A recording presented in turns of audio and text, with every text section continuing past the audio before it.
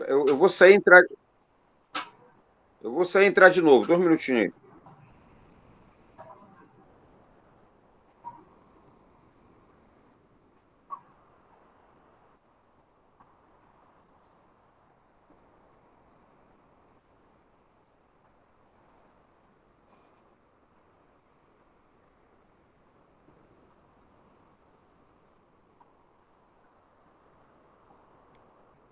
Ok? Tá ouvindo aí, Zé? Sim, professor, pode começar. Está gravando. Posso iniciar, Daniel? Ótimo. Ok. Bom, então, boa tarde a todos e a todas.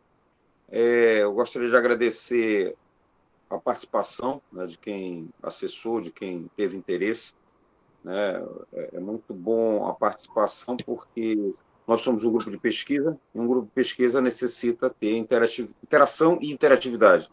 É isso que a gente busca com essa série de eventos que nós iremos organizar agora no primeiro semestre de 2021, iniciando com esse evento de hoje. E esta série nós estamos chamando de Putirum, né? Putirum é uma expressão que tem variáveis como muxirum, né? Que significa mutirão, né? Mas a gente utilizou um termo que já está dicionarizado e é uma referência, uma palavra usualmente, né, falada no Marajó, né, na região do Marajó, que tem um registro tanto na literatura do Dalcídio Jurandir, quanto em glossários do início do século XX. Tá? Então, a gente escolheu porque essa palavra ela representa um mutirão, um ajuntamento de pessoas para uma ajuda mútua, né, para um determinado trabalho, né, e também que serve como pretexto para a festa, um pretexto para a dança, para a celebração. Né? Então, a gente pretende que esse momento nosso, essa série de sessões que haverá no decorrer do semestre, elas sejam esse momento do mutirum, né, o momento da troca e da celebração. Tá? E o nosso objetivo com esse primeiro Putirum, que tem como título Epistemologias Nativas e Metodologias Colaborativas, é exatamente a apresentação, o debate e a proposição, né, com desdobramentos teóricos e práticos de temas que tratam da diversidade, né, principalmente no sentido da construção de um pensamento social e as condições de produção desse pensamento social, esse pensamento decorrente desses contatos interculturais, né, a partir dessa instalação do que a gente chama de um mundo moderno, particularmente com o processo colonizatório do mundo ocidental, né? No qual né, nós estamos inseridos enquanto amazônidas, enquanto latinos, enquanto americanos, certo?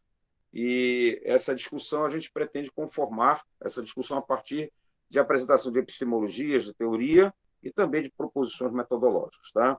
Então, nesse primeiro encontro, eu tenho a satisfação de trazer o professor Daniel dos Santos Fernandes, que é doutor em Ciências Sociais, atuando especificamente na antropologia, antropologia urbana, também atualmente desenvolvendo pesquisas com comunidades afrodescendentes, e também atua já bastante, já reconhecido na área da etnofotografia. Né? Então, é importante a abordagem que o Daniel vai fazer, porque é uma abordagem bem contemporânea e também pautada nessas linguagens diversas que a antropologia também se cercou, se cerca, para entender esse mundo contemporâneo e essas relações interculturais. Tá?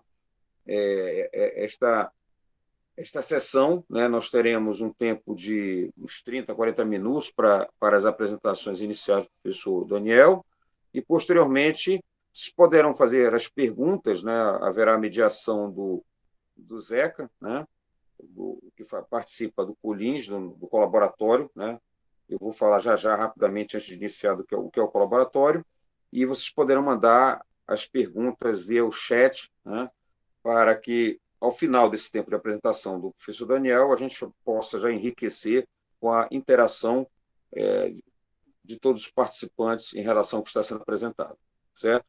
Bom, finalmente, o Colins é um grupo de pesquisa, mas não só um grupo de pesquisa, é um grupo de estudos, é um grupo de colaboração, e a gente preferiu dar esse nome não de um laboratório, mas de um colaboratório, para que essa ideia da colaboração intercultural seja reforçada na nossa atuação, nas nossas proposições de pesquisa e também na nossa configuração epistemológica e metodológica, né?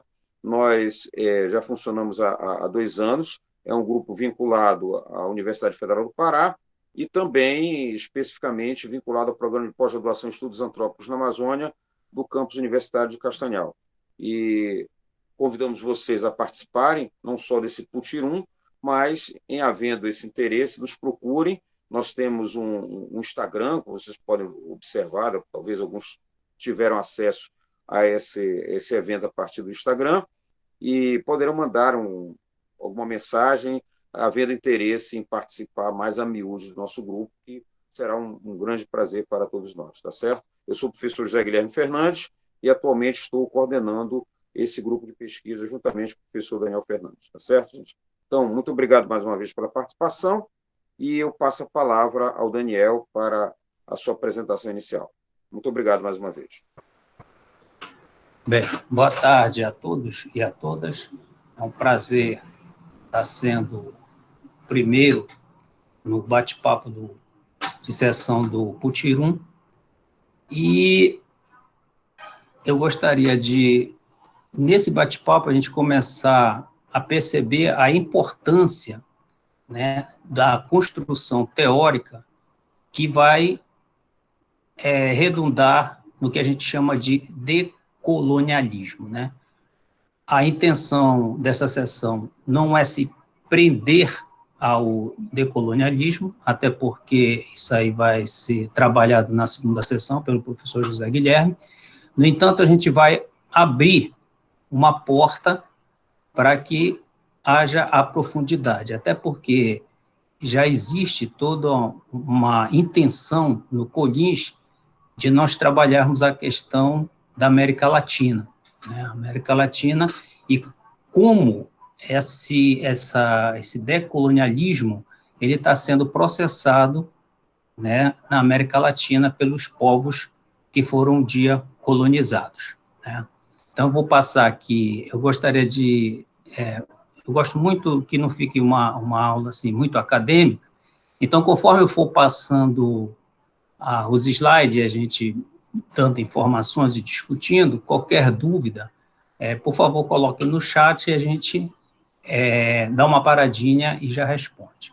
Eu vou colocar agora a apresentação, acredito que vocês não vão conseguir me ver, né? Então, porque eu vou estar passando o jogo de slides.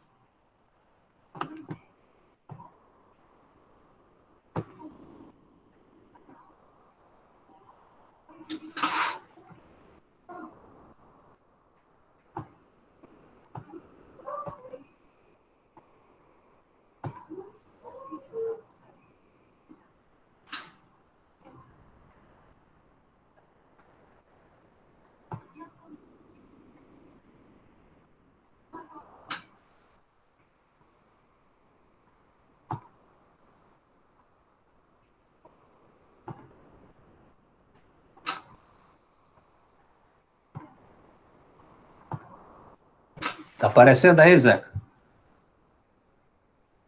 Está. Pode começar. Tá. Eu gosto muito de começar as falas, até porque eu venho da antropologia visual, com a provocação da imagem, né? E aí, essa imagem, que tem a América de cabeça para baixo, eu não sei se todos têm conhecimento, o autor é Torres Garcia, um uruguaio, um artista, pintor, que, a partir dessa provocação da América de cabeça para baixo, ele começa um movimento chamado universalismo construtivo. Esse universalismo, ele tem como objetivo, tinha, né, porque ele já faleceu, é justamente botar a América de cabeça para baixo, de maneira que apontasse para o sul e não para o norte do colonizador, tá? E a intenção do Torres Garcia era justamente pegar a sabedoria dos indígenas americanos, para tentar ver se provocava a América, né, para a construção de uma mentalidade decolonialista. Então, essa aqui é uma obra, né, muito interessante. Ela não foi, originalmente ela não foi feita colorida, ela foi feita em nanquim, né, que era bem simples. A proposta, inclusive, dele era simples, mas profunda. Então, nós vamos falar hoje, bater um papo sobre colonialismo, colonialidade e dar um acesso às primeiras noções do que seria a decolonialidade. Bem, para a gente entender essa diferença, né, que ainda tem muitas pessoas que confundem, né, a questão do que seria o colonialismo e a questão da colonialidade, é necessário que a gente lembre um pouquinho das nossas aulas de história, né? Então, tudo começa no século XV, né, um período marcado, então, todo mundo estudou história, né, sabe das grandes navegações, né? A era desses descobrimentos, né, que foi levado para a terra desconhecidas, principalmente no continente africano e na América Latina. O cerne desse movimento de grandes navegações, ele surge a partir dos povos ibéricos, né, que foram responsáveis pela maioria da colonização na América Latina. E, com isso, marcam relações coloniais nesses territórios. E aí é muito interessante que a gente comece a ver como é que foi esse movimento, né? É um período na história chamado colonialismo. Então, é muito importante que a gente veja esse período da história e o que é que marcou esse período da história com relação aos povos colonizados, né? Então, eram relações diversas, né, de dominação e exploração. Eles controlavam todas as atividades e práticas advindas da colônia.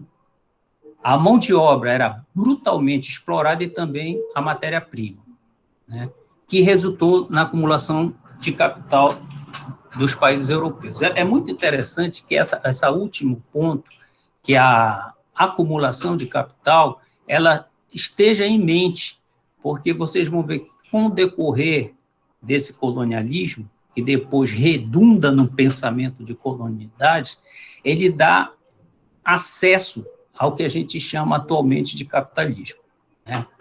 Então, ele cria base, ele cria condições para esse desenvolvimento. Então, o colonialismo, então, em sua essência, é um período histórico, tá, derivado de um processo de expansão territorial marcado pelas navegações e descobertas de novos continentes, estabelecendo uma relação de superioridade dos povos colonizadores. E aí está em outro ponto. Então, além da acumulação de capitais, ele também cria uma relação de superioridade, né, do colonizador para o colonizado. Bem, entendendo que é um período, só que esse período ele cria consequências, né? Essa consequência desse período que se estende até terminado o colonialismo chama-se colonialidade. Então, qual é o amálgama que marca isso, né? Então, esses povos colonizadores, eles estabelecem, então, o modelo de colonização marcado pela dominação e exploração, como já foi falado no slide anterior, exercido sobre o território, a cultura e a religião dos povos colonizados. Esses 3 pontos, eu acredito que os 2 últimos pontos, eles são bem mais importantes, que é a partir daí que o massacre cultural, a possibilidade deles mostrarem a superioridade deles, é que faz com que a cultura e a religião desses povos, que foi invisibilizada, é que sustente um pensamento de colonialidade que nós temos até os dias de hoje. Então, a colonialidade, na verdade, é fruto de um processo, né, podemos dizer até psicológico, dos povos colonizadores dentro dos povos colonizados, né? Então, a partir de estratégias, né, de controle dos saberes, e aí é muito importante essa palavra saberes, porque quando eles já vêm para os povos colonizados, eles já fazem uma diferença entre o conhecimento que eles trazem para o conhecimento que nós chamamos de saberes até os dias de hoje, que são os saberes principalmente das populações tradicionais. E é interessante vocês vendo aí essa figura aí, né, isso aí é um espanhol, né, um espanhol massacrando, né, um indígena da América, escrevendo a história a partir do sangue desses indígenas. É interessante, eu gosto muito de trabalhar com essa questão da imagem, porque a imagem ela facilita que você questione e seja provocado. Então, voltando a partir dessas estratégias então, de controle dos saberes e os fazeres do colonizado, impondo a esses colonizados costumes e práticas advindas de seu continente de origem, qual seja a Europa, né? E em algumas partes, inclusive a própria América, depois ela se apropria, né, a América do Norte se apropria de algumas estratégias que redundam na colonialidade, né? E, consequentemente, fomentam a desvalorização cultural local, né? E é muito interessante que sempre a gente, pelo menos a minha geração, eu acredito que até hoje isso ainda aconteça muito, sempre existe uma ideia que o internacional é melhor que o nacional. Isso tudo é fruto justamente do processo de colonialidade, que é esse massacre cultural, que é essa visão da questão da superioridade do europeu em decorrência dos povos colonizados, né? Isso pode ter acontecido na África, como pode ter aconteceu aqui na América. Então, acredita-se que o colonialismo pode ter sido fundamental para o projeto cultural de expansão capitalista, né? Já que existe uma acumulação de bens e capitais que favorece depois a estrutura na modernidade do que a gente conhece como capitalismo, né? Então, a modernidade, que é um processo histórico orientado por diversas perspectivas dominantes, né, que dá condições em base à expansão desse capital. O continente europeu, então, torna-se a referência mundial do Estado moderno. Então, dentro desse outro momento histórico, então, tu tens a questão do colonialismo como um momento histórico, e tu tens a modernidade também como um momento histórico, que se aproveita desse processo para amadurecer o capital, e que redunda do que nós chamamos de capitalismo moderno. Então, o continente europeu torna-se, então, a referência mundial de Estado moderno e também de civilização e desenvolvimento, fato que culminou em um sistema de poder fortalecido pela lógica capitalista, introduzindo depois, né, a partir de Margaret Thatcher, do Reagan, o que a gente chama de globalização ou Estado globalizado. Até aí tudo bem? Alguém tem alguma pergunta? Tem alguma coisa aí, Zeca? Eu não estou vendo o chat. Até o momento não, professor. Até ninguém ainda se manifestou no chat. Tá bom, então. Então vamos prosseguir. Bem, esse processo, né, porque o que acontece? Esse bate-papo inicial, nessa primeira sessão, é que a gente comece a amadurecer o que é que vai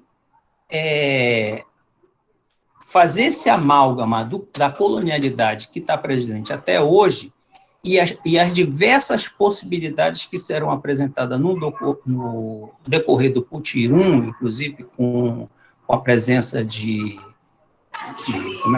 palestrantes da Colômbia, né, para como é que eles estão trabalhando esse processo de decolonidade, sendo que a base, como é que eu posso destruir uma base que vem desde o colonialismo, amadurecendo com essa visão mais capitalista, né?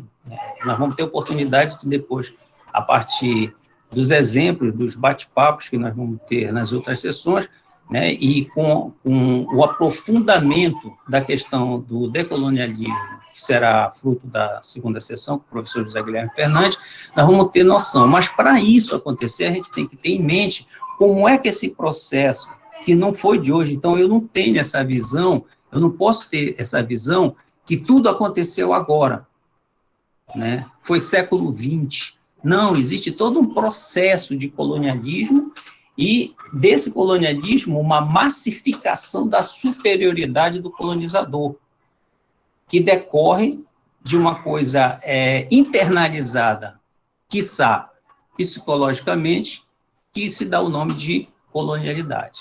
Então, essa globalização, que nós já estamos na modernidade, ela dividiu o mundo em países centros, né?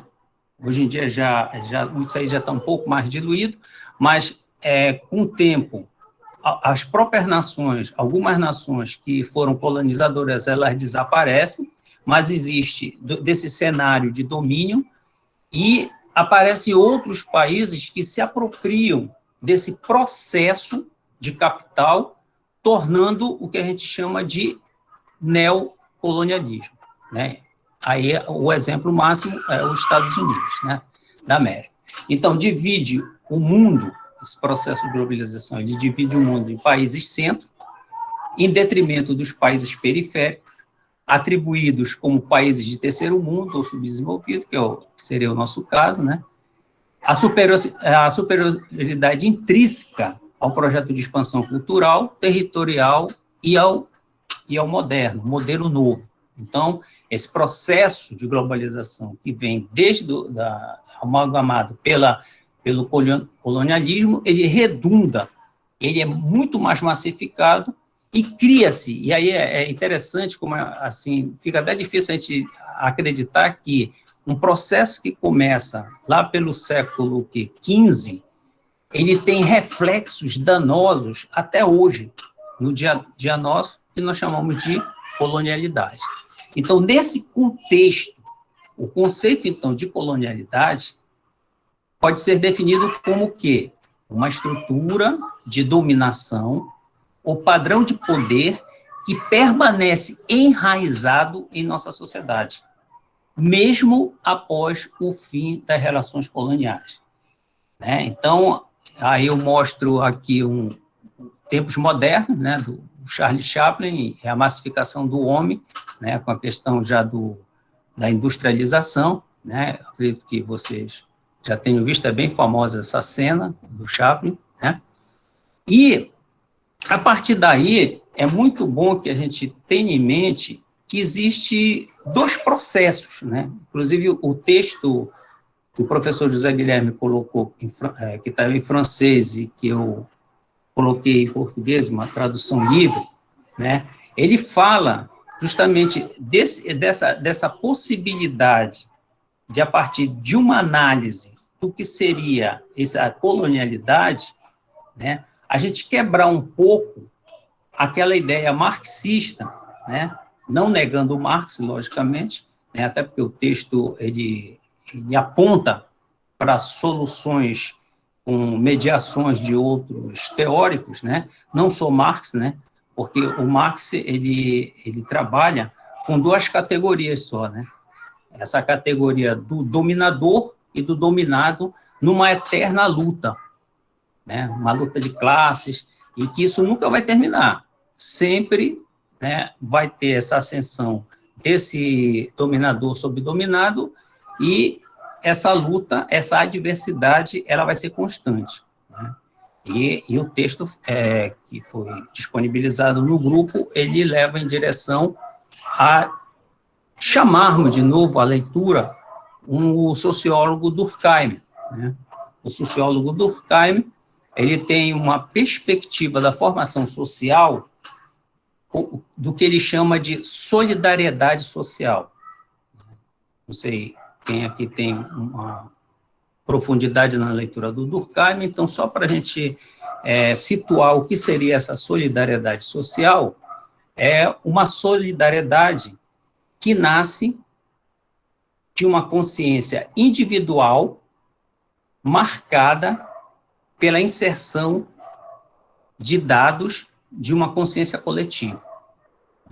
Então, para Durkheim, toda a sociedade ela é formada por uma solidariedade. Agora, a gente tem que perceber, e aí eu acredito que a gente tem que retomar os teóricos, né, e ver como é que foi construída essas teorias e como é que esses termos foram utilizados, senão a gente vai cair no mesmo equívoco da leitura do Buarque de Holanda, né, do capítulo 4 do livro Raízes do Brasil, em que ele apresenta esse homem gentil brasileiro, né, só que esse homem gentil brasileiro não é na perspectiva dessa gentileza que a gente tem hoje, mas é um homem que esse homem ele é dotado de uma passionalidade muito forte, e essa passionalidade o torna gentil,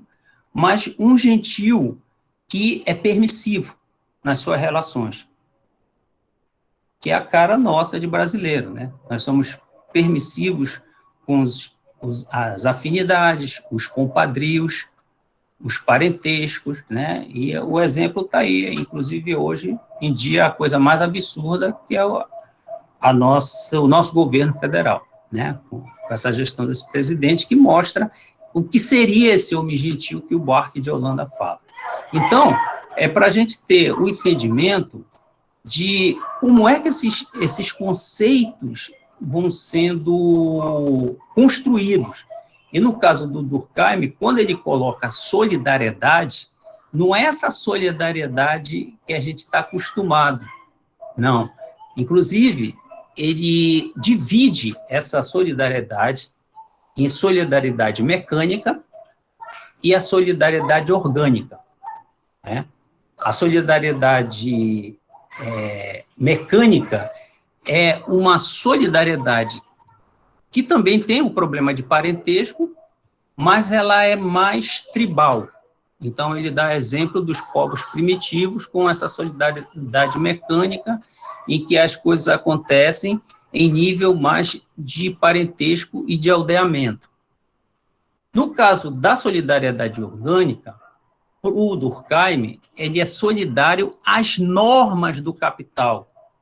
Então, enquanto a solidariedade mecânica seria uma visão mais coletiva, a solidariedade orgânica para Durkheim, ela seria mais individualista. Então, que seria, eu vou cumprir essa lei e não interessa o que vai acontecer e quais são as consequências. Então, não tem meio termo, porque o que vai mover essa solidariedade, é por isso que eu digo que a gente tem que entender o que é solidariedade para Durkheim. O que é solidário a quem? Ao sistema, não é solidário à pessoa. Tá? Então, a gente tem que entender essas nuances que tem dentro das palavras e dos conceitos que são dados, né? Então,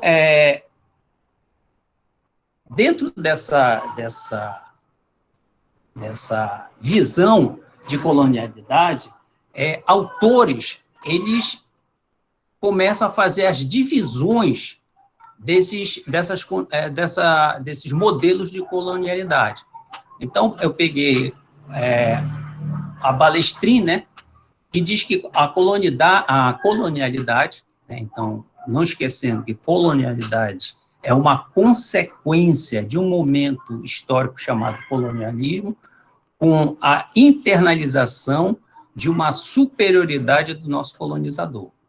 Então, a colonialidade é a continuidade, então, da propagação do pensamento colonial, sendo uma matriz que se expressa essencialmente em relações dominantes. E aí existe uma classificação desse tipo de colonialidade. Nós temos a colonialidade do poder, a colonialidade do saber e a colonialidade do ser. Então, nesse sentido, eu procurei pegar vários autores, né, para não ficar só com um, né, Então, nesse sentido, para Carvalho, né, a colonialidade do poder, que seria a primeira da classificação de Balestrin, né, consiste na identificação dos povos conforme certos fenótipos estabelecidos e impostos pelo pensamento ocidental. Percebe-se que a raça tornou-se um instrumento de dominação mais eficaz e durável, influenciando também outros aspectos que foram utilizados para a propagação da modernidade, né? Então, nesse pensamento de colonialidade do poder, só poderia ter esse poder quem tivesse no caráter evolutivo. Eu não sei se vocês já ouviram falar em darwinismo social, né? Então, é muito interessante que, nesse momento, a sociologia ela está buscando alguns dados na biologia, a partir de Darwin. Darwin tem uma importância muito grande, né? Apesar de a gente, alguns, inclusive da minha área de antropologia, negarem um pouquinho essa questão mais biológica, mas Darwin dá sustentação para muito pensamento do século XX, né? Então, essa questão, por exemplo, da medição, o tamanho do crânio, a face, ele dava respaldo para você ter a classificação de quem poderia ter o poder ou não. Então, aqueles que tinham características próximas à característica europeia, esses estavam preparados para exercer o poder, tá? Então, essa colonialidade do poder, ela fica nesse nível, né? Então, percebe-se que a raça tornou-se um instrumento de dominação mais eficaz e durável, influenciando também outros aspectos que foram utilizados para a propagação da modernidade e o capital, e do pensamento eurocêntrico, como a questão de gênero, a sexualidade, o conhecimento, as relações políticas, ambientais e econômicas. E aí já tem o autor latino-americano, né, Quijano, né, que já entra nessa perspectiva, já observando como essa colonialidade de poder ela se processa também em outros campos, levando em consideração, não perdendo de vista, que colonialidade é a internalização de pensamentos eurocêntricos dentro dos povos colonizados. O outro tipo de colonialidade, né, Balestrin, que vai a nossa referência, é a colonialidade do saber, que também é derivada desse pensamento moderno, que tem todo o seu amálgama de construção no colonialismo, né, com a acumulação de capitais, sendo um fenômeno que estabeleceu o desenvolvimento de um padrão de conhecimento global e hegemônico. E aí é muito interessante, nós, na universidade, nós, pesquisadores, que isso ainda está muito presente, né? Nós temos padrões nas próprias universidades, no MEC, CAPES, CNPq, que são pautados no que a gente poderia classificar como colonialidade do saber, porque vão buscar bases que não são de origem nossa, do nosso saber local, e sim bases eurocêntricas, né, e que reafirmam a colonialidade do saber, né? Então, com isso, estabeleceu-se o quê? Desenvolveu-se um padrão de conhecimento global, hegemônico, superior e naturalizado. Basicamente, então, entende-se que a colonialidade do saber é expressa pela negação ou invisibilidade do conhecimento produzido pelos países marginalizados pelos povos do Ocidente, sendo estes últimos considerados durante muito tempo superiores racionalmente e intelectualmente. Presta atenção que essas três categorias de colonialidade, elas são divididas, se a gente for perceber, elas são divididas só para efeitos didáticos, porque uma entrelaça com a outra.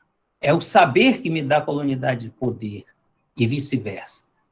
Agora, dentro de estruturas, o quê? Estruturas eurocêntricas que são internalizadas pelos colonizados, né? E aí tem uma figura muito importante aqui, né? A gente parece assim, um europeu, né, tentando olha, como é que se diz, um pesquisador perguntando sobre a questão de ser uma etnobotânica, né, no caso aí, indígena, né, mas naquela postura de eu sou pesquisador, nesse caso aqui é um pesquisador, se eu não me engano, é alemão, tá, dentro de uma etnia, isso, se eu não me engano, é Mato Grosso, tá.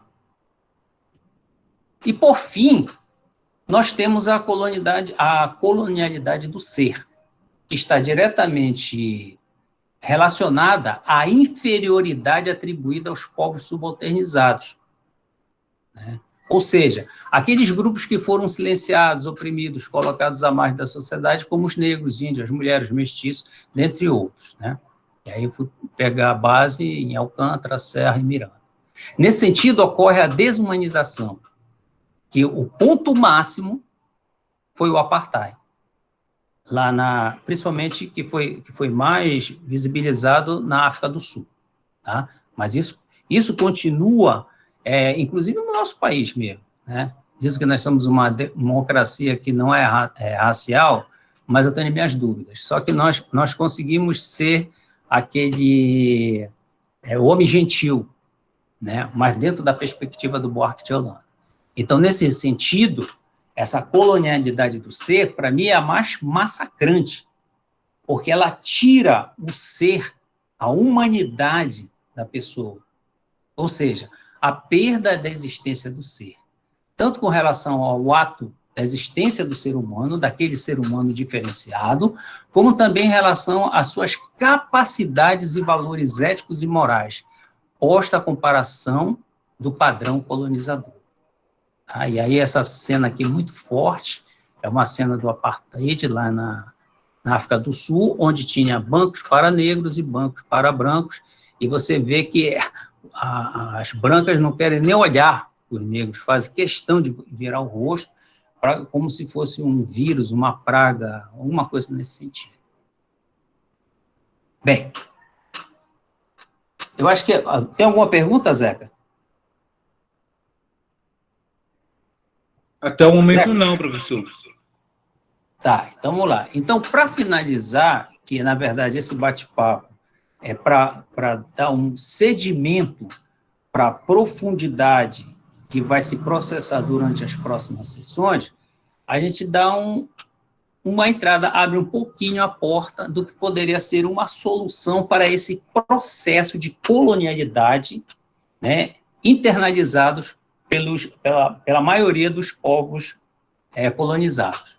Então, o conceito de decolonialidade surge como uma proposta para enfrentar a colonialidade e o pensamento moderno. Quando ele fala esse pensamento moderno, é a questão do capitalismo, que vem sendo sedimentado, né, pavimentado pela acumulação de capitais e riquezas a partir do período colonial. Tá? Principalmente através dos estudos, aí tem um grupo muito interessante, porque assim, ficou, depois até o Guilherme pode complementar, essa questão da gente, do grupo, do nosso grupo, ele começar a ter essa conversa mais próxima desses autores que estão vivendo e trabalhando a América Latina, né? Aí, inclusive, em uma das nossos encontros, eu acredito que foi no primeiro semestre, não estou bem lembrado, nós lemos estudiosos como Aníbal Quijano, né, a Catarina Walsh não, Eduardo Lander, Henrique do Céu, Nelson Maldonado Torres e Walter Mignolo, né? Então, são grupos que atualmente são grupos de ação dentro das Américas, que estão com um movimento bem forte sobre a questão da decolonialidade, né? E aí é interessante, eu acho que isso foi, inclusive, assunto em uma das nossas reuniões, por que alguns chamam descolonialização e outro decolonialização? A questão é bem clara no seguinte sentido: descolonizar, como era um momento, já acabou. Não tem mais colonização. Agora, decolonizar, não, porque a decolonização é justamente essa internalização dos efeitos do colonialismo. Então, existem alguns teóricos que estão ainda sedimentando essas diferenças entre a palavra descolonização e decolonização. Cada um dentro dos seus argumentos, né? E aí depois a gente poderia discutir mais a miúde na próxima sessão, por que existe essa diferença, ou por que se faz essa diferença, ou se não existe essa diferença, tá? Então, a decolonialidade é considerado como caminho para resistir e desconstruir padrões, conceitos e perspectivas impostos aos povos subalternizados. E isso quer dizer que nós não somos subalternos. É igual a história que hoje existe já existe uma recuperação do termo, não foram os escravos, foram povos escravizados. Então, nós não somos subalternos, nós fomos subalternizados durante todos esses anos, sendo também uma crítica direta à modernidade e ao capitalismo. Por quê? Porque o decolonialismo, ele entende esse processo de sedimentação do capitalismo moderno a partir justamente das grandes navegações e da acumulação de bens, né, por esses povos que foram os primeiros povos colonizadores, né? O pensamento, então, decolonial se coloca como uma alternativa para dar voz e visibilidade aos povos subalternizados e oprimidos, que durante muito tempo foram silenciados. É considerado um projeto, então o decolonialismo é um projeto, né? Um projeto de libertação social, política, cultural e econômica, que visa dar respeito e autonomia não só aos indivíduos. Bem, e aí a gente finaliza, né? Eu estou aberto às perguntas, aos bate-papos, e tem essa referência que depois eu posso passar aí, que for a referência desse bate-papo inicial, né? Que a intenção maior do Putirum, né, além da questão epistemológica, a gente ver essa questão de como a gente, na prática, pode fazer esse processo de decolonização. Então, agradeço os ouvintes e estou aberto a perguntas, ou vocês quiserem fazer alguma complementação, também estamos abertos. Beleza, Daniel, muito obrigado aí pelas palavras. Realmente uma matéria muito ampla, controversa, né, pela própria referência que você fez ao texto de Le Figaro, né, um jornal francês, a partir da fala da ministra francesa, não daria para esgotar, e nem é possível esgotar esse tema em 30, 40 minutos. Né? Então, acho que fosse bem... sumarizaste bem a apresentação e a gente agradece por essa capacidade. Eu acredito que já haja 2 questionamentos que apareceram em tela. Zeca, tu poderias ler para o Daniel e depois eu posso me posicionar também em relação a isso. Tá? Vamos fazer um bloco. Tem mais esse último, o terceiro, a gente faz um bloco de resposta de 3, desses 3 iniciais, tá bom? E os demais podem ir apresentando seus questionamentos no decorrer da nossa fala e o Zeca anota aí. Tá bom, Zeca? Pode ser assim? Eu estou conseguindo ver aqui já o chat. Então, eu estou com dificuldade porque eu estou no telefone, deu um pau aqui na minha internet, então posso ter alguma dificuldade, mas aí eu peço depois para o Zeca ler, tá? Obrigado. Tá, então vamos lá. Eu posso ler, né? Então, a Miceia, é a Miceia de Bragança? Se ela está me ouvindo. Assim, podemos dizer que Sérgio Camargo... a Miceia do IFPA. Eu mesma, professor, boa tarde para o senhor, boa tarde a todos e a todas. É um prazer estar aqui nessa companhia muito agradável, falando de coisas essenciais para a nossa formação profissional e pessoal. Tá, a pergunta da Miceia, então, ela pergunta se o Sérgio Camargo, né, que é o presidente da Fundação Palmares, é um exemplo de reprodução fiel da colonialidade na atualidade do nosso país. Com certeza, né? Porque inclusive, ele nega, né, esse saber, né, dos quilombolas, dos afrodescendentes, né? Só que, assim, para mim, seria parecido como se fosse uma síndrome de Estocolmo. Parece que ele sofre disso, né?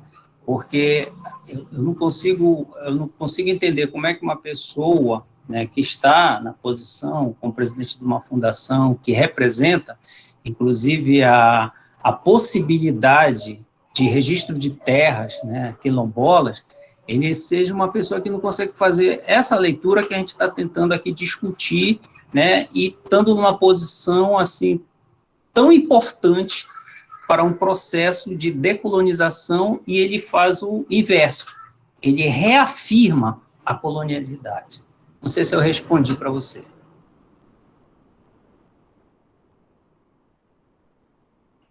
Tá, a Rebeca, ela diz assim, qual tem sido... Só voltar aqui. Qual tem sido a influência das teorias decoloniais no pensamento dos pesquisadores europeus? Houve algum impacto? Eu acredito assim. Existem pesquisadores e pesquisadores, né? E existe também uma discussão muito grande se nós, como pesquisadores, qual o nível de engajamento que nós podemos ter, qual o nível de afinidade, justamente por quê? Porque a ciência, como ela é colocada de uma maneira mais de colonialidade, ela diz numa certa neutralidade, né, que a gente tem que ter como pesquisador. Mas será que isso é possível? Né? Então, eu não posso assim, dizer porque eu não conheço a totalidade dos pesquisadores europeus, né, mas eu acredito que tem muitos que já acredito que sabem desse processo, né, inclusive de países, inclusive, que foram países colonizadores, e tentam, não seria, como é que a gente pode dizer, não seria para recuperar ou fazer alguma coisa desse tipo, mas, pelo menos, eles tentam o entendimento a partir de uma alteridade, né? Eles se colocando no lugar desse outro, desse colonizado. Eu acredito que isso a gente já pode encontrar, inclusive, em alguns livros, alguns escritos sobre decolonialidade de autores europeus também. O que mais aqui? Professor, em termos de escrita literária, o senhor teria alguma indicação de leitura para pensar a questão da decolonialidade? Rapaz, faz tempo que eu não milito na área de literatura, né?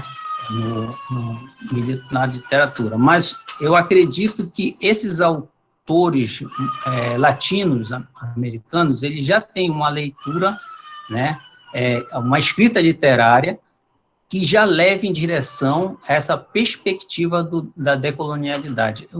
O Guilherme, tu sabe de algum na literatura latino-americana que a gente já consegue perceber esse processo, Guilherme? Tá, eu posso falar no todo também, retomando, né, o que foi chamado a atenção, e aí eu vou falar, antes de me referir especificamente a essas possibilidades, vou retomar um pouco o que a Rebeca perguntou para chegar... Quem foi o último que perguntou, perdão? Daniel, ele está perguntando aqui, eu vou mandar a resposta para o seu zap. É o Daniel o quê? Daniel Xavier? Isso. Não, a Rebeca foi antes da professora Júlia. A professora Júlia que... Foi a Bicé, não foi? A primeira? Foi, a primeira foi a Bicé. Pois é, aí depois a Rebeca e o Daniel, não foi isso? Não, tem a professora Júlia, que é a professora que perguntou sobre a questão da escrita literária. E o Daniel perguntou sobre o quê, Xavier? O Daniel perguntou, pensando em metodologia, como trabalhar a decolonialidade em estudos de comunidades tradicionais, mais precisamente em comunidade de terreiro, né? Assim, a dele, deixa eu responder, porque a gente está trabalhando, inclusive, a gente encontrou uma dificuldade aqui em Tucuruí, a gente encontrou uma dificuldade muito grande, porque, assim, é difícil porque acredito que, às vezes, os próprios representantes, como foi o caso do presidente da Fundação Palmares, eles se ligam, curvam mais para esse processo de colonialidade do que querer ver como é essa origem e como recuperar algumas coisas que sejam decolonial. Eu te digo isso, por exemplo, até por questão de sobrevivência mesmo, né? Quando você, por exemplo, tem o candomblé, você tem a Umbanda, ela, se você for ver, ela pega aspectos da religiosidade católica, né? E faz um sincretismo como... E aí que eu acredito que seria a grande sacada de quem trabalha com religiões. Em que sentido esse sincretismo ele está mais para salvaguardar do que para ser um amém para a questão colonialista, entendeu? Eu acho que cada caso é um caso. Eu como antropólogo, eu evito o máximo homogeneizar, né? A antropologia, a nossa pesquisa, ela é sempre estudo de casos, porque, por exemplo, tu tens etnias, mas determinadas aldeias da mesma etnia têm resposta diferente para determinados problemas. Eu acredito que, nesse caso da decolonialidade em estudos de comunidades tradicionais, tirando um pouquinho essa questão da questão religiosa, mas só como comunidades tradicionais, acho que no momento em que você vai a campo e já está estudando as comunidades tradicionais a partir da perspectiva dos saberes locais, tu já está fazendo uma metodologia decolonialista. Tá? Isso em casos assim das comunidades tradicionais. Agora, no caso específico das religiões de matiz africana, eu acho que cada caso é um caso, cada terreiro é um terreiro, quem é a mãe de santo, o pai de santo, que está ali gerenciando. Então, eu acredito, Daniel, que é uma coisa bem específica, né? É lógico que você tem que partir de estudos, de uma base teórica, mas eu acredito que a resposta, ela está no campo, ela não está nos livros. Eu não sei se eu respondi para você. Guilherme, sim, a última pergunta tem aqui a Gisele, depois... Quer falar alguma coisa até aí? Eu vou, antes de retomar outras perguntas, senão a gente vai perder o fio aqui da meada, tá? Eu vou me reportar mais especificamente a Rebeca e a Júlia, né? Mas também dar uma pincelada aí em relação ao Daniel Xavier.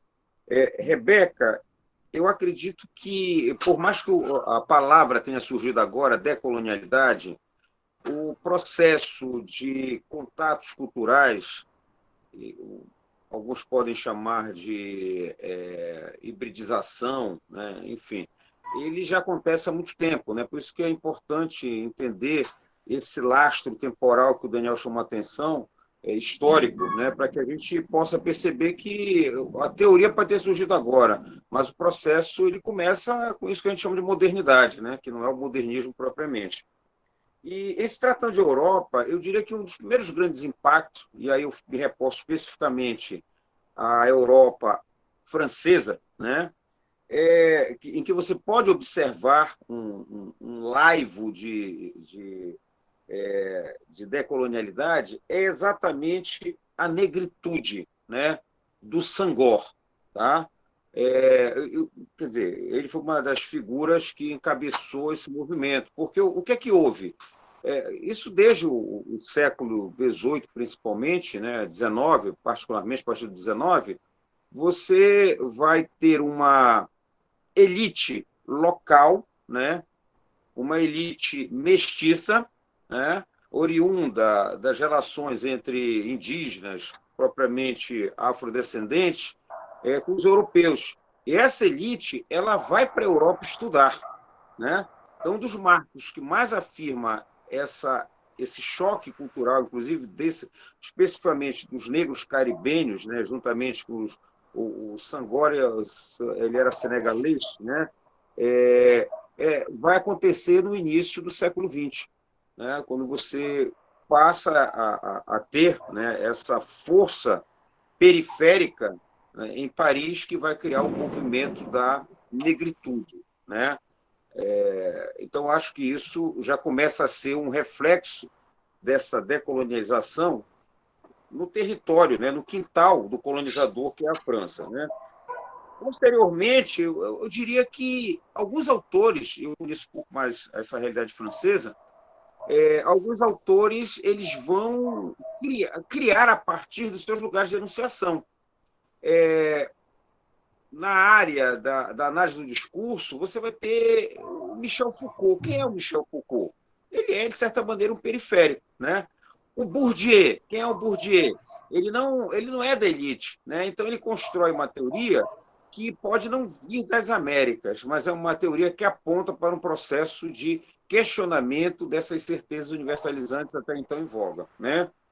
E eu acredito que, mais recentemente, o Daniel mostrou o mapa da América do Sul, essa decolonialidade vai alcançar uma força não mais através dos autores que possam estar na Europa, né? Ou ter uma vivência mais europeia, mas a partir da própria Latinoamérica, né? E aí eu faço chamo atenção para o Brasil e suas relações com os países hispanófonos americanos, os países hispano-americanos, né? Eu diria que a nossa tradição, que é um pouco tradição francesa também, na própria ciências sociais, é bom lembrar que quem institui as ciências sociais no Brasil, através da Universidade de São Paulo, é a missão francesa, em que o Lévi-Strauss também participou, mas eu diria que nós sempre estivemos de costas para os vizinhos hispanohablantes, né? Mas muita teoria surgiu a partir desse pensamento hispanófono. Eu posso indicar aqui rapidamente, primeiramente, o Alejo Carpentier, né, que vai estar escrevendo, e aí eu já falo um pouco, indicando alguma literatura para Julie, né? Alejo Carpentier é quem vai falar em um realismo maravilhoso, inicialmente. E o que é o realismo maravilhoso na literatura? É uma resistência decolonial, né? No meu entendimento, é isso, a colocação de uma nova perspectiva ficcional para uma literatura que surge a partir da América hispanófona, né? Você tem José Maria Arguedas, que vai escrever a partir do Peru. Você tem o Ángel Rama, que é uruguaio, é mais um ensaísta, né? Só para a gente lembrar alguns. O Brasil, eu diria que, de certa maneira, nós temos alguns autores que estão dialogando com esses caras, e eu acho que o Darcy Ribeiro é uma grande força nesse pensamento decolonial. A gente tem que reler um pouco o Darcy Ribeiro, entender um pouco. O Antônio Cândido também, né? O Antônio Cândido ele mantém um diálogo com alguns teóricos, com alguns ensaístas hispano-americanos, né? O caso do diálogo dele com o Ángel Rama, né? O Ángel Rama, né? Só para nós termos uma ideia de como o que falta para nós é o conhecimento dessas redes que se estabeleceram, né? Seja propriamente na Europa, né? Seja a partir da própria América, né? Isso sem falar nos africanos que estão escrevendo, estão produzindo, né? O Mbembe, né, é um dos caras que vai estar produzindo também. Tá? Mas nós vamos ter um pesquisador do Cabo Verde que vai estar conosco falando um pouco, né, daqui a umas 2, 3 sessões, desses autores africanos que estão produzindo com esse pensamento decolonial. Tá? E, finalmente, Daniel, o Xavier, eu acredito que a metodologia de pesquisa colaborativa é um processo decolonial, é isso que a gente tenta implementar aqui. Então, tem uma ampla literatura, né? Depois a gente pode conversar mais a miúdo sobre isso, em relação a essa pesquisa colaborativa. Tá? Só para encerrar, eu tenho mantido um certo contato com alguns pesquisadores no Canadá, e o Canadá é interessante, né? Por mais que não seja a Europa, ele tem um pensamento colonizador, né? Em princípio, muito forte, mas eles conseguiram, de certa maneira, as universidades superar um pouco isso, com a ideia do pensamento autóctone, né, que eles não chamam povos propriamente indígenas, né, eles chamam povos autóctones. Tem uma autora que eu tive contato recentemente, que ela escreve em francês, mas muito mais em inglês, né? O nome dela é Leane Betzamozak, né? Ela é uma indígena, ela constrói uma metodologia e uma teoria, né, a partir da própria escritura dela, que é muito narrativa, por sinal, apontando alternativas para uma mais forte presença desses saberes indígenas, né, das primeiras nações que eles chamam no Canadá, na universidade, né? Então, seria uma outra indicação bem interessante para ser trabalhada. Bom? Guilherme, tem uma última pergunta aqui, que é da Gisele, né? Com relação àquela discussão no texto do Stokowski, sobre aquele texto que você postou, sobre essa questão do ensino dos estudos decoloniais nas universidades. Bem, na verdade, o Stokowski, ele lança uma possibilidade, né, inclusive um alerta, né, porque ele diz que, da mesma forma que o marxismo, o próprio linha de pensamento de Durkheim, Bourdieu, porque, na verdade, Bourdieu ele é marxista, né?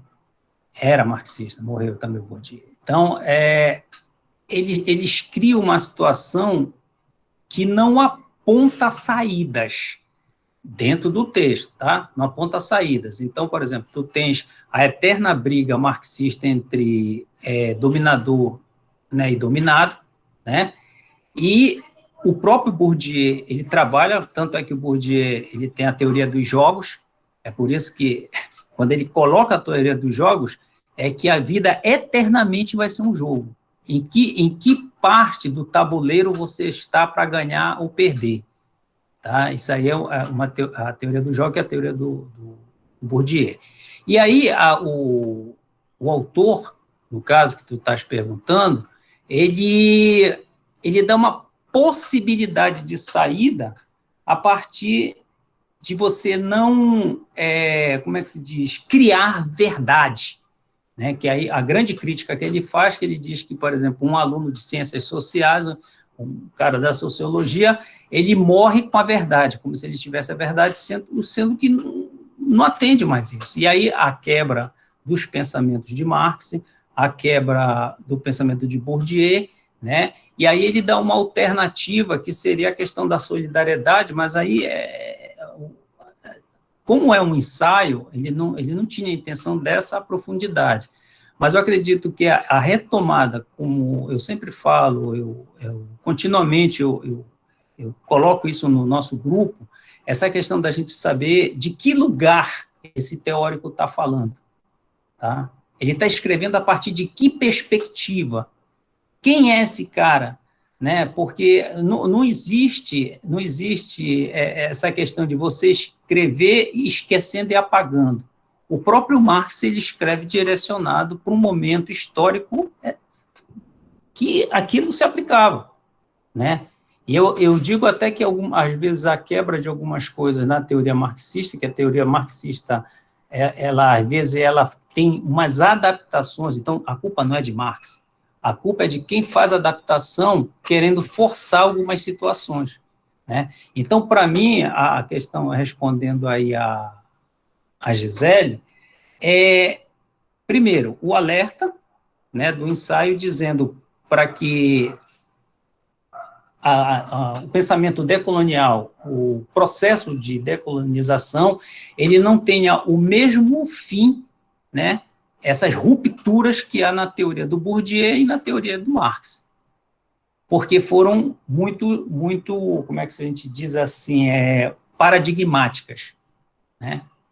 E aí, o que eu acredito é que ele aponta, lógico, ele deve ser um leitor do Durkheim, até não sei quem foi que colocou aqui que ele é francês, né? E o francês, ele tende, logicamente, a puxar, que não deixa de ser um pensamento colonialista, né? Eu sempre digo assim que a gente também, né?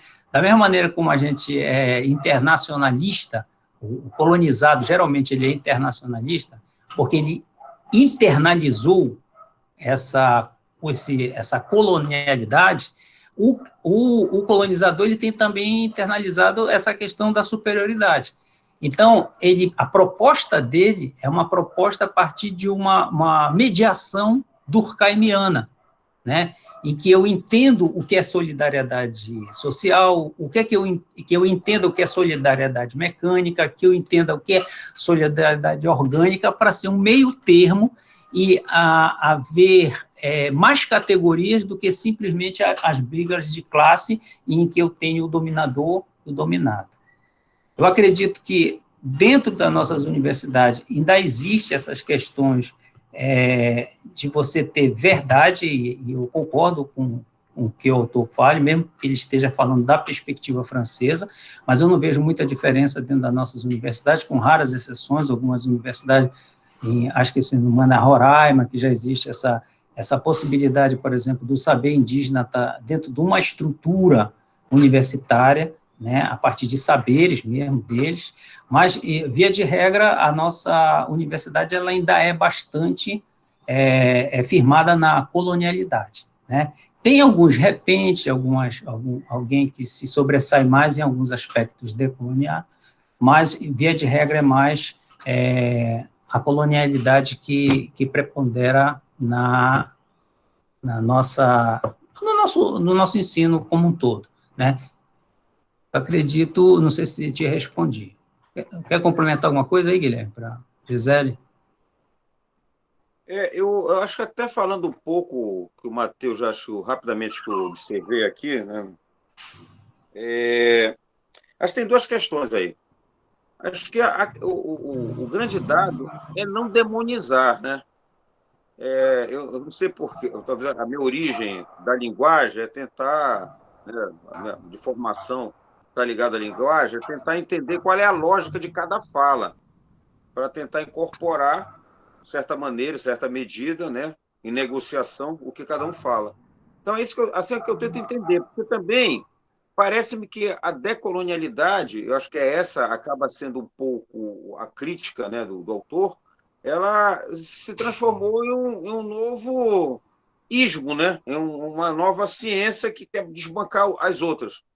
Não, eu acho que não, né? Eu acho que, olha, só para ter uma ideia, muito interessante como um ativismo, é isso aí, como o que o Durkheim, o texto que tu repassaste, ele pode ser perfeitamente aplicado. Agora, recentemente, né, num trabalho de campo que eu estou realizando, né, numa comunidade aqui do interior, e a gente está conversando com a prefeitura, né, para também dar uma força em relação a planejamento participativo e tal, essa coisa toda. E aí, qual é a grande questão? Nós chegamos com uma visão orgânica, né? A nossa solidariedade é orgânica, de certa maneira, porque, por mais que haja um individualismo, nós estamos respaldados em princípios de uma sociedade moderna, digamos assim. Pelo menos essa sociedade oficial, que é a sociedade no Brasil, é o Estado, essas questões todas que não dá para descartar, pelo menos por enquanto. E aí, qual é a grande dificuldade? As pessoas que foram chamadas para assumir funções de gestão nas secretarias, elas estão lá não pela capacidade orgânica, mas pela solidariedade o quê? Mecânica. Você está entendendo? Por quê? Porque ele faz parte do meu grupo, que a gente professa as mesmas coisas e tal. E o cara tem dificuldade de entender, por exemplo, o que pode ser participação, o que é planejamento, o que é PPA, plano plurianual, coisas desse sentido. Porque ele está apenas vendo que os problemas são os problemas da coletividade dele, imediata, não de uma coletividade mais ampla. Bom, isso serve para algumas sociedades menos complexas, em que eu vou levar a obra lá para a minha aldeia, digamos assim, entre aspas, né? Ou seja, para a minha comunidade, para a minha vila. Mas eu estou trabalhando para várias vilas, porque o município se faz de várias vilas. Então, isso é um problema sério. Então, Durkheim, né, ele serve para nós entendermos o que está acontecendo ali. Né? Talvez em outras realidades ele não seja aplicado. Então, o que é que eu chamo a atenção? As teorias, elas são produções contextuais de certos momentos, que elas servem para certos momentos, e elas foram feitas a partir de certas realidades. Então, para alguns espaços, ela serve, para outros, ela pode não servir, para outros, ela serve mais ou menos. Então, de repente, querer que a decolonialidade explique tudo e que mais tudo que se faz na Europa não presta, eu acho meio temeroso. Né? Então, se a gente está trabalhando com diálogo, com inclusão, a gente também tem que pensar que não dá para descartar o restante que já foi feito, né? Mas que tem que ser visto como as condições sociais e históricas de produção dessas teorias. Acho que isso é uma questão que a gente tem que ver. Né? A teoria se faz num certo contexto. Por quê?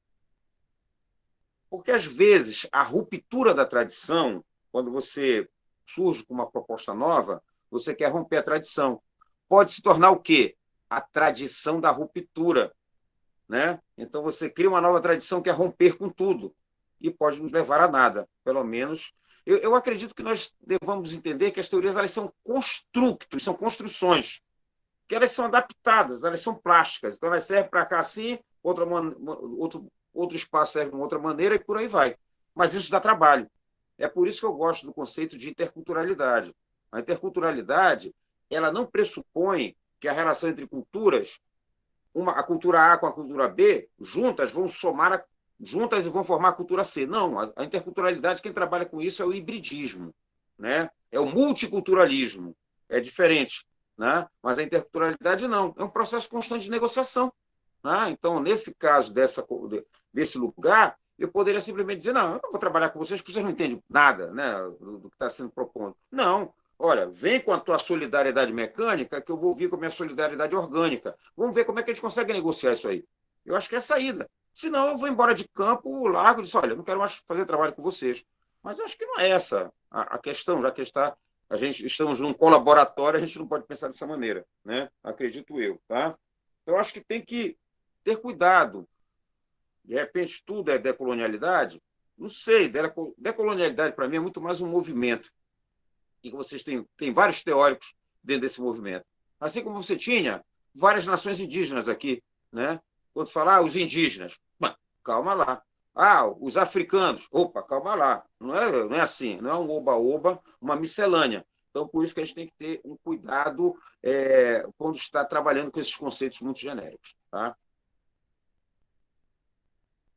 Mas tem mais perguntas aí, gente, para ser posto? Acho que tem uma aqui, mas na verdade é um posicionamento da Vanessa, que ela diz que a preocupação deve vir desde a formação dos professores, né, que é a base. E ela diz assim, trazendo para a área dela, que é a pedagogia, ela nunca ouviu falar nesses conceitos que a gente está trabalhando. Né? Eu acredito assim, Vanessa, ainda bem que a gente está trabalhando, né? Que é uma das intenções nossas, é antes da gente entrar com profundidade nesse processo, inclusive chamar os nossos colaboradores da Colômbia, é justamente a gente preparar o grupo para coisas que às vezes para a gente é basilar, né, mas como você está colocando aí, na sua graduação, você nunca ouviu falar nesses conceitos. Então, eu acredito assim, também concordo contigo, né, para mim é um grande problema a formação de professor no Brasil, né, dá milhões de encontros, simpósios e não sei o que para a gente falar sobre isso. Eu concordo com você, mas, assim, venha para a gente, venha para o Corinthians. No Corinthians a gente trabalha. É propaganda, faz parte. Eu acho que o Matheus perguntou alguma coisa sobre educação básica, não foi, Matheus? Como utilizar isso eu vi rapidamente. Foi isso, Matheus? Você pode falar, Matheus, se quiser. Foi sim, professor. Inclusive, a Laura também levantou a mesma pauta da questão do ensino básico, né, em algumas disciplinas específicas também, por exemplo, história, geografia, estudos amazônicos, a gente tem essa visão muito colonial em relação às datas comemorativas, a essa certa questão, né? Então, a minha fala seria nessa perspectiva aí, como um desafio para um professor trabalhar dentro de uma estrutura pronta, né, em livros didáticos, nessas coisas todas. Como seria assim um caminho, né, de conseguir contemplar esses estudos decoloniais, digamos assim, de uma forma, né, como se fosse uma resistência também. Era isso. Certo. Daniel, fala primeiro, Daniel. Eu acredito que isso é um processo, Matheus, até porque, apesar de eu concordar com a Vanessa a respeito da questão da formação, a escola ela não é só feita de professores, né? A comunidade escolar ela é feita dos pais, dos serventes, né? Professores, a gestão, e eu sempre aprendi que a escola é um espaço de conflito, né? A minha formação inicial foi administração escolar, pedagogia. E essa é uma visão bem freiriana dessa questão do conflito, mas não é do conflito assim meio marxista, que a gente nunca vai conseguir resolver, mas um conflito em que essa questão das mediações ela é muito importante. E aí o que me preocupa, Matheus, respondendo, é que, sinceramente, eu não vejo muita saída assim a curto e médio prazo, porque eu tenho uma noção que quem tem que ir para a escola atualmente são os pais. Os pais que têm que ir para a escola, porque, às vezes, a criança está sempre aberta a novos conhecimentos e esse formador de opinião que somos nós, professores, eles aceitam bem. O problema é o eco nosso dentro dos lares. Então, de nada adianta se você está numa estrutura decolonialista, conversando com o teu aluno, passando essa perspectiva decolonial, se não existe um eco dentro da casa. E aí, minha grande preocupação é isso, porque a criança entra em conflito, né? E aí tu tens a questão, por incrível que pareça, apesar do pai não ser o colonizador, né, mas ele faz o papel do colonizador na colonialidade do poder. E dentro da casa dele, ele pratica a colonialidade do poder que massacra esse filho dele e todo o teu serviço didático-pedagógico ele pode ir por água abaixo. Então, existe um movimento já há muito tempo, né, dentro das escolas, isso não é de hoje, essa questão de você trazer a família para dentro da escola. Eu acredito que isso é importante, é muito importante, né? Porque senão, de nada adianta tu estar estudando, procurando saber métodos para poder discutir a tua disciplina, né? A área de conhecimento, que seja, hoje em dia cada vez muda essas categorias dentro da educação, mas eu acredito que é muito complicado, viu, Matheus? É complexo pra caramba e, para mim, esse segmento importante que é a família, ele precisa ser chamado para a escola, tá? Porque, às vezes, o colonizador, do meu ponto de vista, são os pais. A criança não, a criança ela está aberta a conhecimento, tá? Então, uma coisa complexa, tem que não sei, eu já saí dessa seara faz tempo, eu já estou trabalhando em outra seara. Não sei, o Guilherme aí, o pensamento dele.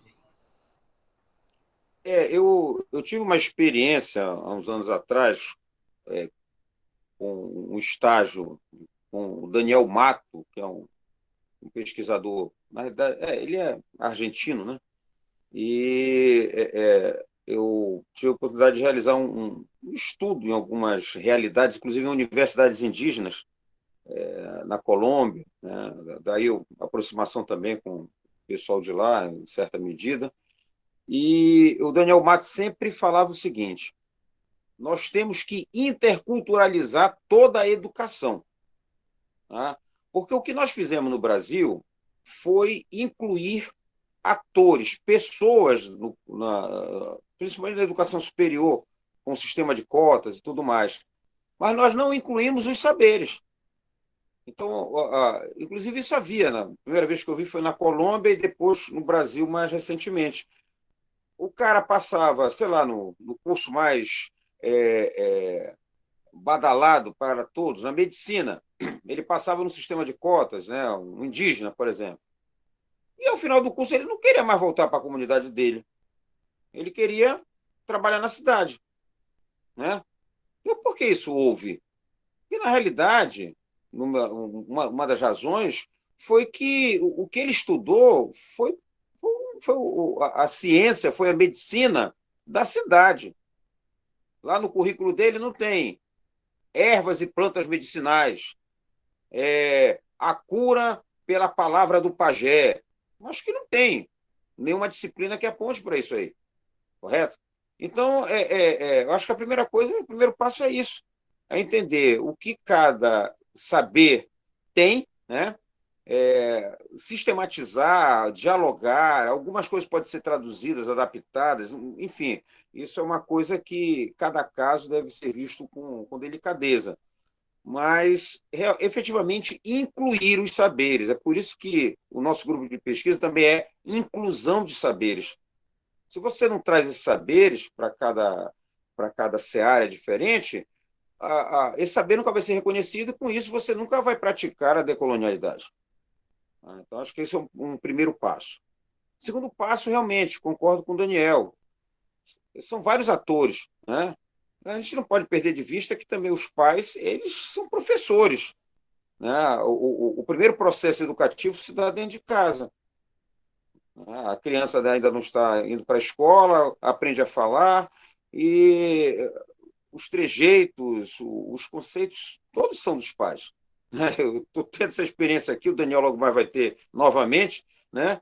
Mas os filhos com 2, 3 anos, eu tenho uma filha de 3 anos, eu sei como é que é isso. Né? Ela convive muito com adultos, então ela já tem outro tipo de fluidez, né? Que pode ser ruim, bom, não sei, pode ser também uma dificuldade, ela não conviver com criança, né? Pode ter alguma dificuldade mais adiante. Ou seja, a primeira escola realmente é o quê? Exatamente os pais. Então, acho que eles devem estar também presentes. Uma outra perspectiva que eu acho que pode favorecer isso que tu estás chamando a atenção, Matheus, é a interdisciplinaridade. Mas aí já não depende dos pais, depende dos professores. Né? E cá entre nós, né? Eu sei que tu trabalhas também na educação básica, mas às vezes eu fico muito desapontado com os nossos companheiros. Não só a universidade acontece isso também, com os professores da universidade, né? Mas sempre existe um problema em tentar encarar a interdisciplinaridade, né? Por exemplo, a prática dos temas geradores, trabalhar com temas geradores pode ser uma saída para você favorecer a interdisciplinaridade. Mas as pessoas sempre estão muito cansadas, sem saco, não querem. Então, nós, professores, e talvez isso seja um problema de formação das universidades também, né? Nós somos extremamente disciplinares nas nossas universidades, na formação graduada, pelo menos. Somos muito disciplinares. Né? Não que seja ruim, mas eu acho que a gente tem que ter pelo menos um mínimo de experiência com outras áreas, um diálogo de saberes. Inclusive, eu vou falar sobre isso aí. Tá? Então, em relação a isso, eu acho que também é um outro ponto desse tripé. Né? Então, é interculturalidade, é inclusão dos pais, da família, dos atores nesse diálogo e a interdisciplinaridade. Eu acho que se a gente conseguir aprofundar um pouco mais no decorrer, inclusive, do nosso colaboratório, em proposições e propostas, eu acho que uma das coisas que já começou a ser utilizada, Matheus, é a nossa rede de saberes lá, a nossa teia, né, que tu utilizaste na tua dissertação, né, que está trazendo a fala, a narrativa dos outros, isso pode ser um caminho também para essa decolonialidade. Tá bom? Mais alguma coisa, gente? Vamos fazer mais uma rodada, tá bom? Porque já são 20 para as 6 e a gente faz mais uma rodada aí. Não sei se tem pergunta, porque tem muitos comentários aí, mas tem uma pergunta mais diretiva, né? Verifica, Daniel, que eu não estou podendo ver daqui.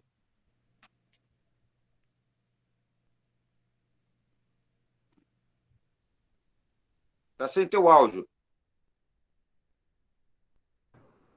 A maioria são comentários só. Não tem, assim, perguntas direto. Alguém tem alguma pergunta? E agradecimentos. Tá Obrigado certo. aí, da minha parte e do Guilherme, do grupo como um todo. Sim, sim, claro. Alguém teria mais uma pergunta mais direta que gostasse de algum esclarecimento, uma indicação, um comentário? Pode postar ou pode falar diretamente, tá, gente? Pode falar no áudio diretamente.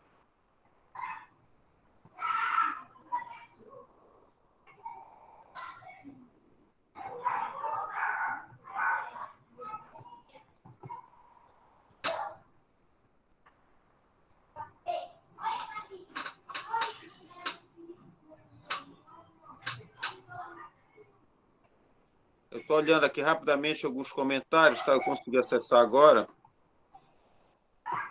Tá, tem o do BNCC, do Matheus e tal. Tarará, tarará.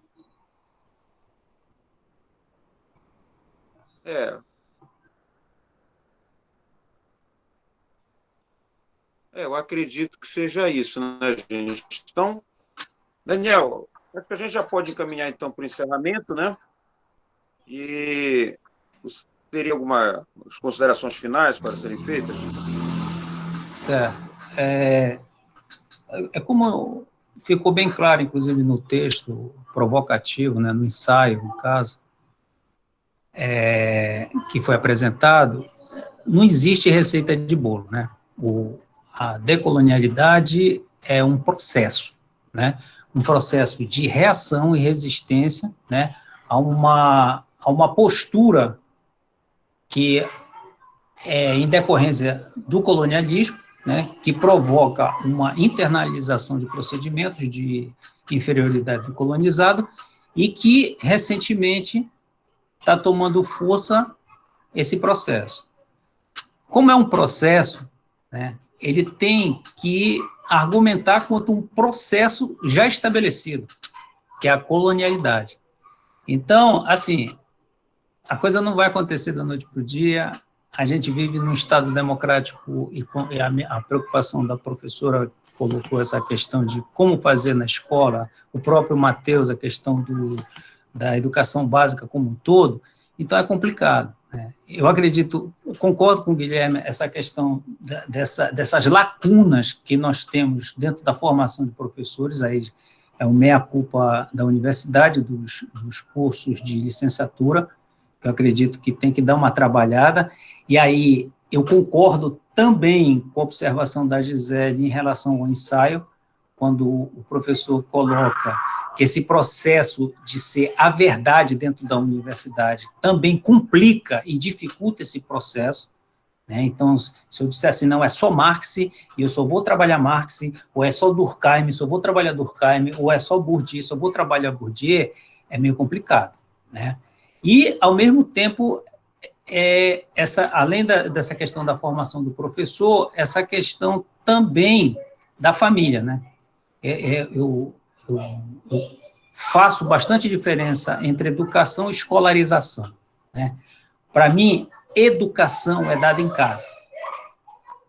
A escolarização é dada na escola. O problema é que quem é responsável pela educação, ele não consegue conversar com quem é responsável pela escolarização.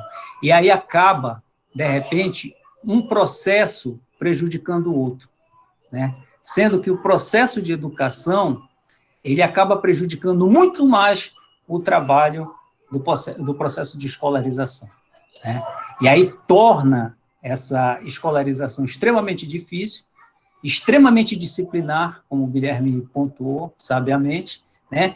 E quem está no meio dessa confusão toda são dois atores que ficam enfraquecidos, que é o próprio aluno e o professor, né? Então, eu acredito assim, é um processo de decolonização e cada um, dentro do seu micromundo, do seu microespaço, é que vai ver quais são as possibilidades, porque eu não acredito em receita. É como o Guilherme falou da questão das várias nações indígenas, e você diz assim, ou os indígenas, ou então a escola. Não, a escola fulano de tal, né, que tem uma comunidade escolar com determinadas características que eu posso trabalhar. Já a outra, que às vezes na mesma cidade, não existe essa possibilidade de trabalho. Mas aí eu tenho que criar outras alternativas. Então, eu acredito assim, é um processo, o ensaio que o Guilherme colocou, achei muito provocativo, excelente, porque não existe ali demonização, nem do Marx, nem do Bourdieu, nem de ninguém. Existe uma chamada de atenção para que a gente faça um meio termo e que a gente procure sair do processo de verdade e coloque o processo de verdades no plural, e essas verdades são contextuais. Tá? Então, só isso que eu gostaria de deixar, mais como o micróbiozinho, o bichinho do nhanhã do nosso cérebro, para a gente continuar, inclusive dando o respaldo para o Guilherme se aprofundar ainda mais nessa questão da decolonialidade, mas dentro dessa perspectiva da América Latina. Tá? É só isso que eu queria deixar a todos, e obrigado por terem ouvido. Certo, Daniel. Obrigado, né? Complementando o que o Daniel falou, né? É claro que a gente segue, né, nessa linha de pensamento, afinal nós somos um grupo, né, um colaboratório, um grupo de pesquisa, de ações também, e, por sinal, é isso que a gente tenta também propor diferencialmente enquanto um grupo de pesquisa, porque tradicionalmente os grupos de pesquisa eles são grupos teóricos, são grupos para escrever artigo, publicar e depois todo mundo engordar o látis. Claro que a gente quer também engordar o nosso látis, mas a gente tem uma preocupação também nessa interação com a comunidade, com os trabalhos, né? Então, especificamente, o professor Paulo Canto, eu acho que ele está com alguma dificuldade de entrar e sair, que ele já entrou e saiu, mas eu e o Paulo Canto estamos trabalhando lá em São Caetano, e o Daniel está trabalhando em Tucuruí, com afrodescendentes. E a gente está tentando encontrar algumas raízes indígenas, muitas, por sinal, temos encontrado em São Caetano, de Odivelas, que fica, quem não conhece, é um município a 100 quilômetros de Belém, na zona costeira do estado do Pará, na zona do Salgado, como a gente titula aqui, e onde o Daniel está trabalhando já fica uma região mais ribeirinha, continental, no Rio Tocantins, né? Claro, no entorno da hidrelétrica de Tucuruí. E nos dois espaços a gente procura fazer trabalhos, claro, a gente é um campo para a gente, mas também a gente procura interagir com a comunidade. O exemplo que eu acabei de dar foi exatamente o apoio que nós estamos procurando dar à prefeitura, que não seria obrigação nossa, nós estamos ali como pesquisadores e tal, em princípio, mas a gente quer fazer colaboração, então passa por aí também. Então, acho que isso é uma maneira já de desconstruir e decolonizar o saber acadêmico, né? É uma primeira questão que a gente tem que considerar. Então, de um modo geral, os projetos dos participantes, né, dos mestrandos, enfim, de outros que estejam conosco, são projetos que vão sempre buscar essa possibilidade e até mesmo campanhas, ações. A gente fez recentemente uma campanha aí para doação de cestas básicas, porque os pescadores estão numa situação caótica. Se nós já estamos na cidade, imagina no interior. Então, a gente está aberto também a esse tipo de ação, de colaboração, porque não adianta discutir de barriga vazia mesmo, né? O cara tem que estar bem alimentado para poder dialogar com você, né? Eu acho que isso também faz parte, certo? Finalmente, esse foi o primeiro momento nosso, nós estamos começando uma jornada com essa discussão, né? Como eu falei para vocês, a proposta é trabalhar com essas epistemologias nativas locais, né? E com essas metodologias colaborativas de interação. Então, nós vamos ter a oportunidade de falar com outros pesquisadores, não só nossos aqui, mas também vamos sempre trazer um convidado, na medida do possível, mas, particularmente, tem o próximo encontro será ainda comigo. Vou falar um pouco mais de decolonialidade, mas enfocando muito no diálogo de saberes e na interculturalidade. Mas posteriormente, nós vamos buscar trazer a experiência de outras vozes. Então, na sequência, vem o Eduardo Valderrama, que fez o mestrado conosco aqui no Brasil, mas atua como professor de educação básica numa escola em Medellín, né? Não, é Cali, acho que é Cali que ele está, em Cali, na Colômbia, né? Mas trabalhou também com populações indígenas na Colômbia, na região do Balpés, na fronteira com o Brasil. O outro já vai tratar o nosso outro convidado, né, que é uma liderança indígena, o Romero, né, ele já vai tratar de uma realidade já de povos indígenas no norte da Colômbia, na região de Sierra Nevada. Então, é uma liderança, então ele já vem com uma outra perspectiva também. Né? E, posteriormente, o encontro na sequência será com o Odair Varela, que é um professor da Universidade do Cabo Verde. Tá? Então, isso, para nós, é uma maneira de promover essa decolonialidade, trazendo visões diferenciadas, tanto da universidade como de fora da universidade, tanto do Brasil como de outros países. E é isso que a gente quer fortalecer no nosso trabalho cada vez mais durante esse semestre. Aos interessados, né, eu já vi alguém perguntar como fazer para participar do grupo, a gente pede que entre em contato conosco, primeiramente, né, através do e-mail. Nós temos um e-mail institucional, que é o colins@ufpa.br, né? Então, o e-mail é mais fácil você se comunicar, você pode mandar uma mensagem, dizer o que está afim e tal, porque a gente gostaria de, realmente, as pessoas que participassem conosco fossem pessoas atuantes, porque um dos problemas da universidade também é esse. Né? As pessoas têm que entender que, para além das teorizações, nós estamos querendo ação. Né? E ação requer tempo, requer algo que entre na expectativa de vida de cada um, para que você não esteja fazendo coisas diferenciadas. Né? Eu faço uma coisa aqui, mas eu trabalho com outra e tal. Não, vamos fazer isso a partir do trabalho que você tem, seja na escola, seja na feira, seja vendendo Mary Kay, né? Sei lá, um produto que tem essa perfumaria aí, né? Seja o que for, né? Então, incorpore a tua vida como objeto de pesquisa. É isso que a gente tenta fazer aqui, né? Refletir sobre o que cada um está fazendo, que é uma pesquisa, pode perfeitamente ser uma pesquisa acadêmica, tá? Então, é isso que a gente gostaria de dizer enquanto palavras iniciais. Agradecer também a participação, né? Nós tivemos uma média de 18, 20 pessoas participando aqui. Eu acho que é muito significativo para um evento que está iniciando hoje, para um grupo não tão conhecido como o nosso. Né? Então, a gente agradece o interesse de vocês e fique sempre antenados aí nas redes sociais, que a gente está postando uma novidade, sempre um texto que antecipa o encontro das sextas-feiras.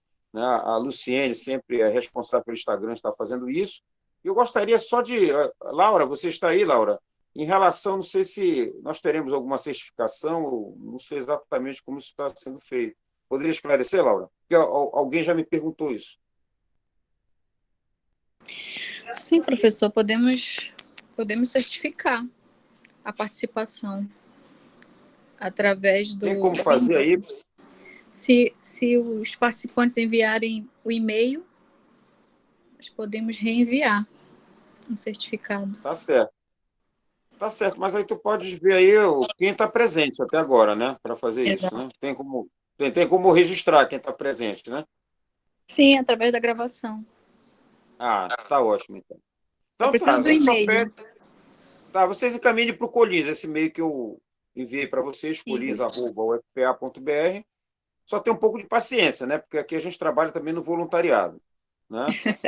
Não dá para dizer, eu quero para segunda-feira. É meio complicado, né? Tendo paciência, sairá. Antes de vocês se vacinarem, com certeza sairá. Tá certo? Mas mande diretamente o e-mail, a mensagem para o nosso e-mail. Não mande e-mail aqui, tá? Mande para o nosso e-mail, colins@fpa.br. Beleza? Então, gente, muito obrigado. Quero agradecer também o apoio, a Laura, o Zeca, que estiveram conosco aí. Obrigadão, tá? Para vocês terem nos dado esse apoio. E também toda a equipe do Colins, né? Nós somos um grupo não tão grande, mas é um grupo bem ativo, participativo. Então, todos os membros que estiveram presentes, mas eu cito especificamente os que trabalharam para esse evento de hoje. A Luciene também fez a nossa arte, trabalhou junto com a Laura. Né? Eu acredito que a Simone esteve com a Luciene. Então, muito obrigado, gente. Obrigado mesmo de coração, essa colaboração, nessa disposição que vocês estão tendo para que a gente possa, da melhor maneira possível, abrir esse espaço de diálogo para todos e para todos. Tá? Mais uma vez, obrigado, uma boa noite, bom final de semana, né? Muita atenção no que está acontecendo no mundo, né? Para que a gente não seja enredado por falsas teorias e falsos teóricos e apologetas, né? Obrigado mais uma vez.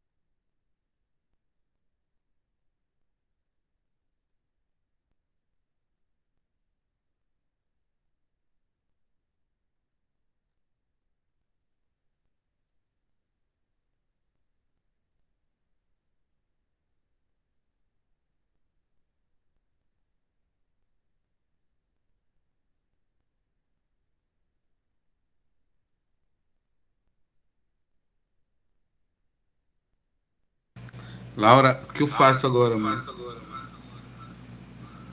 Em relação à gravação, quando eu desligo a sala, já vai direcionado para o e-mail ou não? Não, você tem que ir lá no mesmo botão que você iniciou para finalizar. Interromper gravação. Isso, aí. Ok.